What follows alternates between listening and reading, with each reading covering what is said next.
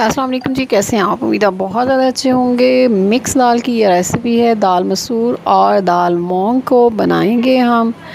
गर्मियों के लिए बेहतरीन है। बॉयल चावल के साथ 1 कप मसूर की दाल और 1 कप दाल मूंग लेनी है और इसको पानी डाल के अच्छे तरीके से हाथ के साथ मल के धो लें और फिर इसमें पानी डालिए और इसको कवर कर दें कम से कम 1 घंटा के लिए।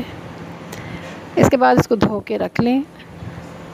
प्रेशर कुकर ले लें, उसमें डालेंगे ऑयल और नमक मिर्च और इसको अच्छी तरीके से फ्राई करेंगे।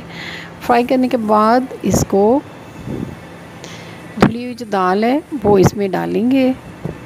2 कप के करीब ये दाल है और इसमें तकरीबन 1 लीटर के करीब हम पानी डालेंगे। इसको 2 से 4 मिनट के लिए फ्राई कर लें और फिर इसमें पानी ऐड कर दें।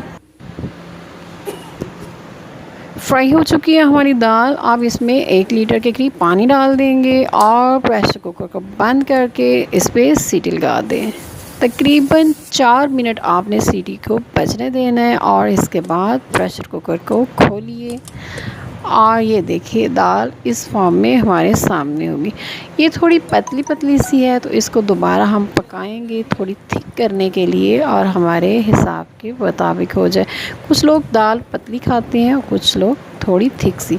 तो ये गाढ़ी गाढ़ी सी दाल तैयार हो गई है। अब इसके लिए हम बघार बना रहे हैं। बघार जो है वो ऑयल के अंदर लहसुन मेथी के जो बीज होते हैं और इसी तरीके से जिस तरह आप बघार लगाना पसंद करते हैं अपनी पसंदीदा चीज़ों के साथ बघार तैयार कीजिए और इसको तड़का लगा दें।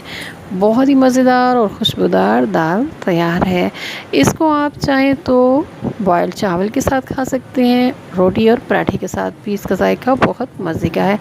अपना ख्याल रखिएगा, फिर मिलेंगे एक नई और मज़े की रेसिपी के साथ। अल्लाह हाफिज़।